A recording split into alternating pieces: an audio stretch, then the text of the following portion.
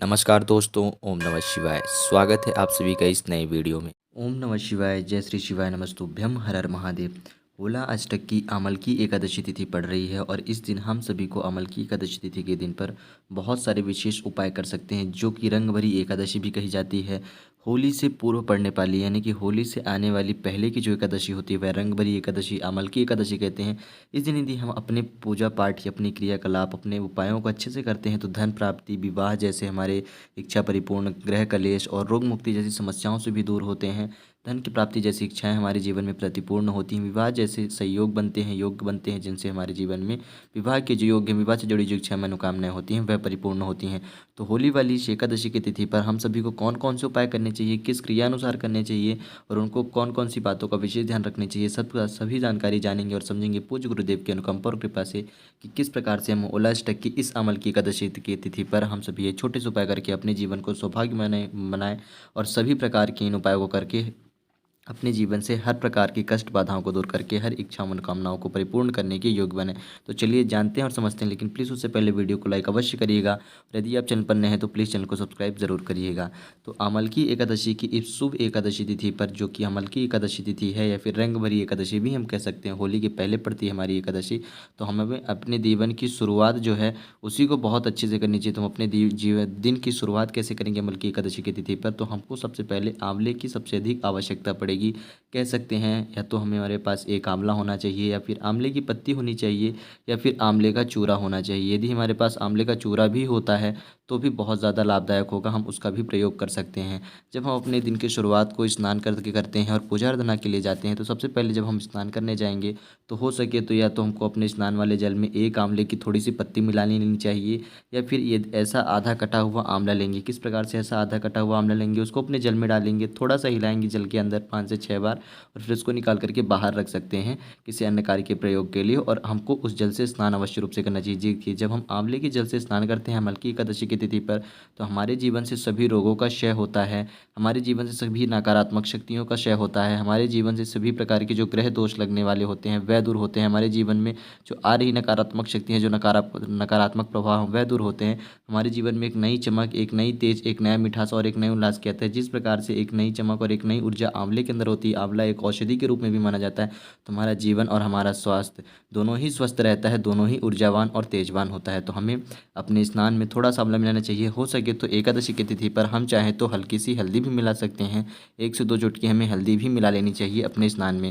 और हम जब भगवान सूर्यदेव जी को स्नान करने के बाद जल अर्घ देने जाएंगे तो उसमें हम या तो आंवले की पत्ती मिला लें या फिर आंवले का चूरा मिला लें। यह 2 चीज़ें मिला करके हमें अवश्य रूप से समर्पित करना चाहिए सूर्यदेव को। उन खुद भी जल समर्पित करते वक्त अमलकी एकादशी की तिथि पर भगवान वासुदेव को और भगवान शिव जी का नाम अवश्य रूप से लेना चाहिए। देखिए, यह जो रंग भरी एकादशी होती है ना, इस रंग भरी एकादशी भगवान शिव जी को भी समर्पित होती है। शिव जी को कैसे समर्पित होती है वह एक अलग कथा है, लेकिन आप सभी को यह ज्ञात होगा ही गुरु जी की कथाओं को सुनकर के कि रंग भरी एकादशी जो है या अमलकी एकादशी जिसे हम कहते हैं, भगवान शिव जी को भी समर्पित होती है, भगवान वासुदेव को भी समर्पित होती है। तो हम अपना दिन इस प्रकार से प्रारंभ कर सकते हैं, शुरुआत कर सकते हैं एक नए तरीके से, एक अच्छे तरीके से, एक शुभ तरीके से, जिससे कि हमारा जीवन, हमारा जो भाग्य है, हमारा जो ग्रह नक्षत्र है वह सभी तेजवान, ऊर्जावान और व्यक्तित्व जो है ऊर्जावान बना रहे। इसके बाद हम चाहें तो क्या कर सकते हैं, अमलकी एकादशी पर हम, ऐसा तो हो नहीं सकता है कि आंवले के वृक्ष को याद ना करें, भगवान वासुदेव जी को याद ना करें, उनकी पूजा आराधना ना करें, तो हमें आंवले के वृक्ष को अवश्य रूप से याद करना चाहिए। क्योंकि सभी देव वृक्षों में से जिस प्रकार से बेलपत्र का वृक्ष है वह देव वृक्ष में आता है, केले का वृक्ष है वह भी देव वृक्ष में आता है, केले का वृक्ष भी समर्पित होता है भगवान वासुदेव को, ये आप सभी को पता ही होगा। उसी प्रकार से आंवले का वृक्ष भी जो है वह भी भगवान वासुदेव जी को ही समर्पित होता है, पीपल का वृक्ष भी जो है वह भी भगवान वासुदेव को ही समर्पित होता है। सभी वृक्ष जो हैं देव वृक्षों में आते हैं। तो अमलकी एकादशी की तिथि पर हम सभी को आंवले के वृक्ष का तो ज़रूर से उपाय करना चाहिए, यानी कि उनकी पूजा अर्चना ज़रूर करना चाहिए। आंवला देव को कभी नहीं भूलना चाहिए, क्योंकि यह एक औषधि है और औषधि में भी प्रयोग होता है और साथ ही साथ इसकी हम पूजा अर्चना भी करते हैं। तो हमारे पास 1 लोटा शुद्ध जल, ये कह सकते हैं कि मिष्ठान जल, इसमें या तो हम आंवले की पत्ती को डाल सकते हैं या फिर चाहे थोड़े से गुड़ का मिश्रण भी कर सकते हैं। हमें अमलकी एकादशी की तिथि पर सुबह सुबह भगवान शिव जी का नाम लेते हुए, भगवान वासुदेव जी का नाम लेते हुए आंवले के वृक्ष के समक्ष जाकर के मीठे जल से उनका जलाभिषेक भी करना चाहिए। हमने क्या करना है कि एक लोटा शुद्ध जल लेकर के जाएंगे, साथ ही साथ एक मौली लेकर के जाएंगे। मौली जो इसको आप देख रहे होंगे स्क्रीन में, समझ पा रहे होंगे मैं मौली किस चीज़ की बात कर रहा हूँ। इस मौली से आप चाहें तो आंवले के वृक्ष में चारों तरफ बांध करके देखिए। सबसे पहले आप एक लोटा शुद्ध जल समर्पित करेंगे। ओम नमो भगवते वासुदेवाय नमः। भगवान वासुदेव जी को याद करते हुए जैसे ही एक लोटा जल समर्पित कर लेते हैं, आप मीठा जल कह सकते हैं, जिसमें कि आप मिश्री, गुड़, शहद, हल्दी भी मिला सकते हैं। उसके बाद आपको एक मच्छी मौली लेनी है और 7 बार घूमते हुए, कितनी बार, 7 बार घूमते हुए इस वृक्ष की तरफ घूमते हुए आप अपनी इच्छा मनोकामना भगवान वासुदेव जी का नाम लेकर के घूमेंगे और इस मौली को बांध देंगे। और उसके बाद आप अपने दोनों हाथों को जोड़ करके आंवले के वृक्ष को प्रणाम करते हुए अमल की एकादशी की तिथि पर दोनों हाथों को जोड़ करके उन्हें प्रणाम करेंगे। जैसे ही मौली बांध देते हैं तो आपको प्रणाम करना है, अपनी प्रार्थना अर्चना करनी है। दोनों हाथों से स्पर्श करके आंवले के वृक्ष को आप उन्हें प्रणाम करते हो, अपने जीवन के लिए प्रार्थना अर्चना करेंगे। अपने विवाह से चल रही थी कोई इच्छा मनोकामना है, फिर विवाह में आपकी अड़चने आ रही हैं, ऐसे दुखों को, ऐसे कष्टों को दूर करने के लिए आप उनसे प्रार्थना अर्चना करेंगे। अपने जीवन से सभी प्रकार के रोगों को क्षय करने के लिए अमल की एकादशी से प्राप्त प्रार्थना करेंगे। आपके सभी रोग, सभी प्रकार के कर्ज जो है वह क्षय होंगे। क्यों रोग इसलिए क्षय होंगे क्योंकि जो आंवला है यह एक सबसे विशेष औषधियों में से एक है। और जब आप अपने रोगों को क्षय के लिए प्रार्थना करना चाहेंगे तो अवश्य रूप से करिएगा। ये आपके सभी प्रकार के रोग ग्रसित समस्याओं को क्षय करेगा। आपके जीवन से जुड़े हुए हर प्रकार के ग्रह दोषों को दूर करेगा आंवले का वृक्ष। जब आप भगवान वासुदेव जी का नाम लेकर के उनको स्पर्श करते हुए आंवले के वृक्ष को प्रार्थना अर्चना करेंगे, आपके जीवन से विवाह से जुड़ी हुई कोई भी प्रकार की इच्छा मनोकामना, संतान सुख की प्राप्ति की यदि आपकी इच्छा मनोकामना वह परिपूर्ण होंगी।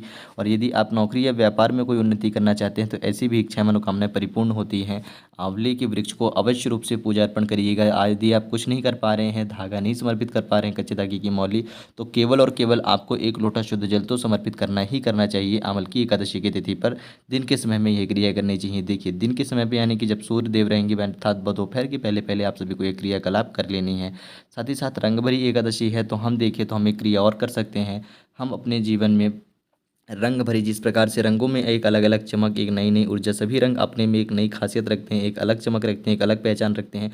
उसी प्रकार हम अपने जीवन में भी एक अलग पहचान, एक नई खासियत, एक नई ऊर्जावान, एक नई शक्ति, एक नए तेज, एक नई गतिशीलता की प्राप्ति कर सकते हैं भगवान शिव जी की पूजा अर्चना करते हुए, उन्हें प्रसन्न करते हुए।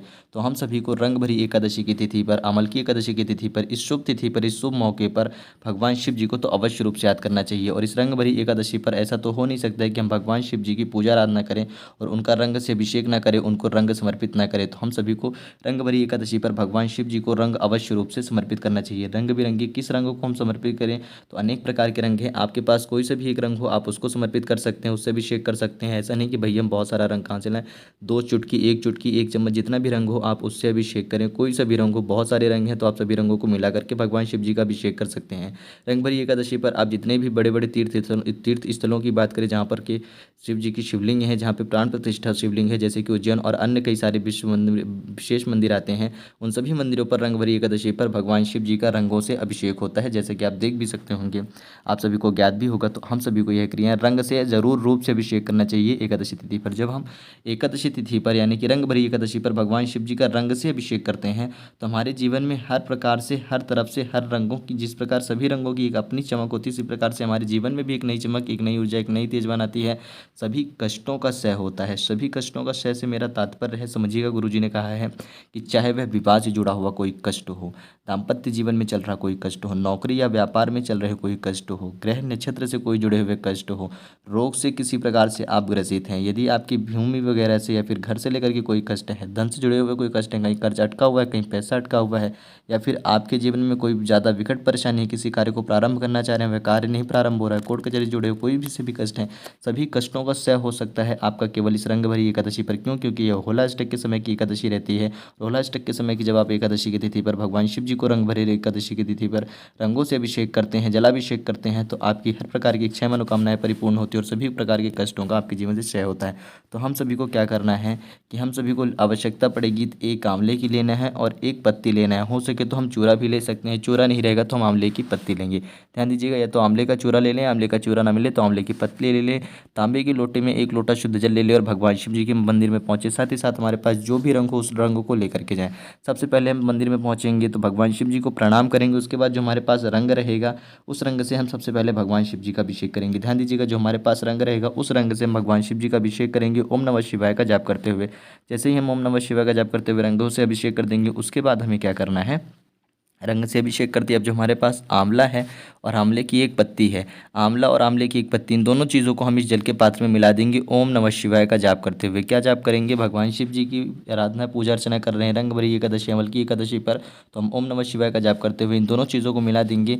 मिला देने के बाद हमें आंवले को इस जल के पात्र से बाहर निकाल लेना है और केवल पत्ती मिश्रित यानी आंवले की पत्ती मिश्रित और ये शुद्ध जल भगवान शिव जी के शिवलिंग पर संपूर्ण रूप से जलाभिषेक कर देना है। ओम नमः शिवाय श्री शिवाय नमस्तुभ्यम का निरंतर लगातार जाप करते हुए। कितने बार जाप करेंगे, ऐसी कोई क्रिया, कोई नंबर, कोई संख्याएं नहीं बताई हैं गुरु जी ने। तो आप जब तक जलाभिषेक आपका होता रहेगा, यानी कि जब तक इस जल के पात्र से जल गिरता रहेगा भगवान शिव जी के शिवलिंग पर, तब तक आपको ओम नमः शिवाय का लगातार निरंतर जाप करते रहना है। जैसे ही आपका जल समाप्त होता है तो आप जाप समाप्त करेंगे और यह जो आपके पास आंवला है, इस आंवले को आप अपने सीधे हाथ की हथेली में लेकर के अपनी विशेष रूप से किसी भी कार्य को संपूर्ण करना चाह रहे हैं या फिर कोई भी आपकी किसी भी चीज़ से विशेष इच्छा मनोकामना है, बुद्धि ज्ञान विद्या अपने संतान के लिए, उसकी बड़ी तरक्की के लिए, उसकी नौकरी व्यापार के लिए या फिर उसकी किसी भी कार्य क्षेत्र में उसकी प्रगति के लिए, उसकी उन्नति के लिए, फिर उसको किसी भी प्रकार के रोगों से क्षय करने के लिए, कष्टों से दूर करने के लिए, आप कोई भी इच्छा मनोकामना है उसके लिए आप प्रार्थना याचना कर सकते हैं। स्वयं के लिए प्रार्थना याचना कर सकते हैं, अपने पति या भाई बहन के लिए प्रार्थना याचना कर सकते हैं इस आंवले को अपनी हथेली में लेकर के। और फिर यह आंवला आपको भगवान शिव जी के शिवलिंग पर समर्पित कर देना है उनसे विनती करते हुए। केवल इतना ही कर देना है, ओम नमः शिवाय का जाप करके यह आंवला आप समर्पित करेंगे। जब आप आंवला रखेंगे तब आपको 3 बार ओम नमः शिवाय का जाप करना है। आपको इतना भी कर लेते हैं यदि रंग भरी एकादशी पर, अमल की एकादशी पर, तो आपके सभी कष्टों का तो क्षय होता ही होता है सभी। उसी के साथ साथ आपकी हर प्रकार की इच्छा मनोकामनाएं परिपूर्ण होती हैं और आपके जीवन में भी जिस प्रकार से सभी रंगों में चमक होती है, उसी प्रकार से आपके जीवन में रंग भरी एकादशी का एक अलग ही रंग, एक अनोखा रंग और रंगों से भर जाएगा। आपके जीवन में भी एक नई चमक, एक नई ऊर्जा और एक नई तेज और एक नई गतिशीलता आएगी। साथ ही साथ हम बात करें तो एकादशी तिथि है और एकादशी तिथि पर हम भगवान वासुदेव जी को याद ना करें, एकादशी तिथि पर हम भगवान वासुदेव जी को याद करते हुए उनकी पूजा आराधना ना करें, ऐसा तो हो ही नहीं सकता है। यदि हम आंवले की वृक्ष की पूजा कर रहे हैं तो उस वक्त हम साथ ही साथ भगवान वासुदेव को तो याद करते हैं, लेकिन यदि हम कोई उपाय करना चाहें जिससे कि हम अपने जीवन से गुरुवार या एकादशी तिथि के जो दोष होते हैं उनको दूर कर सकते हैं, एकादशी की अनुकंपा कृपा पाने के लिए अपने जीवन में धन वैभव यश कीर्ति की कामना करते हुए माता लक्ष्मी जी को प्रसन्न करने के लिए बहुत ही शुभ दिन होता है, रंग भरी एकादशी कह सकते हैं या फिर अमल की एकादशी की तिथि पर हम सभी को ये छोटी सी क्रियाकलाप अवश्य रूप से करना चाहिए। सुबह से लेकर के संध्या के समय तक में हम किसी भी वक्त आंवले के वृक्ष के समक्ष जाएंगे, वहाँ पर पहुँच करके हमें कौन कौन सी विशेष चीज़ें लेकर के जानी है। एक गोल बाती का दीपक लेकर के जाएंगे, मिट्टी का दीपक लेंगे, एक लोटा शुद्ध जल लेंगे, तांबे के लोटे में एक चुटकी हल्दी लेंगे। यह 3 सामग्रियाँ लेकर के हम अपने नज़दीकी घर के नज़दीकी किसी भी आंवले वृक्ष के समक्ष पहुँचेंगे। वहाँ पहुँच करके सबसे पहले क्या करेंगे कि हमें एक लोटे शुद्ध जल से जलाभिषेक कर देना है। ओम नमो भगवते वासुदेवाय नमः इस मंत्र का जाप करते हुए अर्थात भगवान वासुदेव जी को याद करते हुए कि आपके जीवन में किसी भी ग्रह को लेकर के कोई सा भी ग्रह दोष ना रहे, कोई सा भी ग्रह कलेश आपके जीवन में ना बना रहे, किसी भी प्रकार की कष्ट बाधाएं आपके जीवन में ना आए। भगवान शनिदेव की अनुकंपा कृपा आप पर बनी रहे, शनि दोष आपसे ना आए, शुक्र दोष आपके जीवन में ना आए। शुक्र देखिए जो शुक्र ग्रह है वह जो असुर जाति थे, असुरों के जो देव है वह शुक्र ग्रह है, तो शुक्र से जुड़े हुए जो दोष हैं वह आपके जीवन में ना आए। शनि से जुड़े हुए दोष हैं जो वह आपके जीवन में ना आए। जब भी आपके जीवन में शनि दोष या शुक्र दोष चलता है तो आपको धन की और अपने व्यापार, अपने जीवन में, दाम्पत्य जीवन में कहीं ना कहीं बहुत ज़्यादा नुकसान, हानि और अनबन की देखनी पड़ती है, जिसमें आपको कष्ट भोगना पड़ता है। तो शुक्र ग्रह और शनि ग्रह, यदि शनि दोष रहेगा तो आपको अपने जीवन में धन की समस्याएं देखने को मिलेंगी, शुक्र दोष रहेगा तो आपके अपने जीवन में कैरियर में, यानी कि आपके कह सकते हैं कि भविष्य में और आपको अपने दाम्पत्य जीवन में कहीं ना कहीं देखने के लिए समस्याएं मिल सकती हैं। तो शुक्र ग्रह और शनि ग्रह की आपके ऊपर कोई भी विपदा या कष्ट या बाधाएं ना बनी रहें, इसके लिए आपको भगवान वासुदेव जी का नाम लेते हुए एक लोटा शुद्ध जल अमल की एकादशी पर भगवान वासुदेव जी को याद करते हुए आंवले के वृक्ष में एक लोटा शुद्ध जल समर्पित करें। जल समर्पित कर देने के बाद अब आपको क्या करना है कि अपने सीधे हाथ की चीटी उंगली के पास वाली अनामिका उंगली से आपको भगवान श्री वासुदेव जी का नाम लेते हुए आंवले के वृक्ष में एक स्वास्तिक बनाएंगे। देखिए जब आप स्वास्तिक बनाते हैं कभी भी किसी भी स्थान पर तो आपको ऐसा मुड़ा हुआ स्वास्तिक बनाना है, इस बात का विशेष ध्यान दीजिए करिएगा। इस प्रकार से आप स्वास्तिक बनाएंगे। ध्यान देने की बात है कि यह जो आप कोने देख रहे हैं यह संपूर्ण रूप से मुड़े हुए हैं, यानी कि इनमें एक कोना है, ना कि ऐसा घुमावदार स्वास्तिक है। घुमावदार यदि स्वास्तिक की बात करो तो कुछ लोग ऐसे स्वास्तिक भी बनाते हैं, ऐसा स्वास्तिक बनाना बहुत ही गलत तरीका होता है। इस प्रकार से हमें स्वास्तिक कभी भी नहीं बनाना चाहिए जिनमें कि कोने की ही पहचान ना हो रही हो। सभी स्वास्तिकों में कोने की पहचान हो और हमें यह 4 बिंदी लगानी चाहिए। यह संपूर्ण रूप से सही विधि होती है सदैव स्वास्तिक बनाने की। यह विशेष रूप से सबसे गलत तरीका है स्वास्तिक बनाने का, इसका दुष्प्रभाव भी पड़ता है। माता लक्ष्मी जी हमारे ऊपर प्रसन्न होती तो हैं ही नहीं, साथ ही साथ और भी ज़्यादा रुष्ट हो जाती हैं। जो भी हमारे घर में अनुकंपा कृपा बनी रहती है वह भी दूर हो जाती है। तो हम सभी को गलत रूप से स्वास्तिक नहीं बनाना है। स्वास्तिक हम बनाएंगे कुछ इस प्रकार से, जैसा कि अभी आप देख रहे हो, यह विशेष रूप से सही तरीका है स्वास्तिक बनाने का। तो कैसे बनाना है स्वास्तिक आप समझ गए होंगे और यहाँ पर भी चित्र में देख करके आप समझ पा रहे होंगे कि हल्दी से आप सभी को स्वास्तिक बनाना है। ठीक, स्वास्तिक बनाएंगे उस वक्त भी आप भगवान वासुदेव जी का नाम लेंगे और साथ ही साथ ओम श्री महालक्ष्मी नमः का भी जाप कर सकते हैं। क्या जाप करेंगे? ओम श्रीम महालक्ष्मी नमः, ओम श्रीम महालक्ष्मी नमः। इस प्रकार से ओम श्री महालक्ष्मी जी का भी जाप करते हुए आप धन की यातना प्रार्थना कर सकते हैं, अपने नौकरी व्यापार व्यवसाय की भी प्रार्थना याचना कर सकते हैं। और साथ ही साथ आपके पास जो एक चुटकी हल्दी और एक दीपक है, इस एक चुटकी हल्दी और एक दीपक से आपको भगवान वासुदेव जी का नाम लेते हुए सामले की वृक्ष की एक छोटी सी आरती करनी है। 11 बार नाम जप करना है माता लक्ष्मी और भगवान वासुदेव जी का नाम जप करके यह दीपक में एक चुटकी हल्दी डाल करके नाम जप करेंगे और इस दीपक को समर्पित करके आप अपनी इच्छा मनोकामनाओं के अनुसार भगवान वासुदेव से माता लक्ष्मी जी से प्रार्थना याचना कर सकते हैं। अष्टलक्ष्मी अष्ट सिद्धि की प्रार्थना याचना कर सकते हैं। अपने जीवन से अपने सौभाग्य से सभी प्रकार के दोषों को दूर कर सकते हैं। धन की बढ़ोतरी धन की कामना कर सकते हैं। व्यापार और नौकरी में बढ़ोतरी हो, तरक्की हो, उसमें किसी भी प्रकार का दोष या कोई भी प्रकार की कष्ट बाधाओं का यदि आपको सामना करना पड़ सकता है तो उनसे भी आपका कहीं ना कहीं निवारण हो जाएगा और आपको उनसे जुड़ी हुई समस्याओं का भी समाधान मिल जाएगा। तो कैसे करना था, किस प्रकार करना है, हमें अपने जीवन में अमल की एकादशी रंग भरी एकादशी के दिन का इस महत्वपूर्ण विशेष दिन का सौभाग्यमय जीवन का उपाय कैसे करेंगे, किस प्रकार से हम इस दिन का लाभ उठाएंगे और अपने जीवन को सौभाग्यमय और सफलता में बनाएंगे, तो संपूर्ण जानकारी बहुत ही सरल और सहज विधि से हम सभी ने जानी और समझी है पूज्य गुरुदेव की अनुकंपा और कृपा से। तो उम्मीद करता हूँ कि आप सभी भी समझ गए होंगे कि ओला अष्टक की अमल की एकादशी की तिथि पर हम सभी को कौन कौन सी क्रियाएं करनी थी जिनसे कि हम अपने जीवन में धन विवाह गृह कलेश और रोग मुक्ति जैसी समस्याओं से पीड़ित ग्रसित होकर के उनसे मुक्ति पा सकते हैं और अपनी इच्छाओं मनोकामनाओं को परिपूर्ण कर सकते हैं होली वाली इस एकादशी पर। तो उम्मीद करता हूँ आप सभी समझ गए होंगे। यदि फिर भी कुछ प्रश्न हो तो अवश्य पूछिएगा। जय श्री शिवाय नमस्तुभ्यम, हर हर महादेव, ओम नमः शिवाय।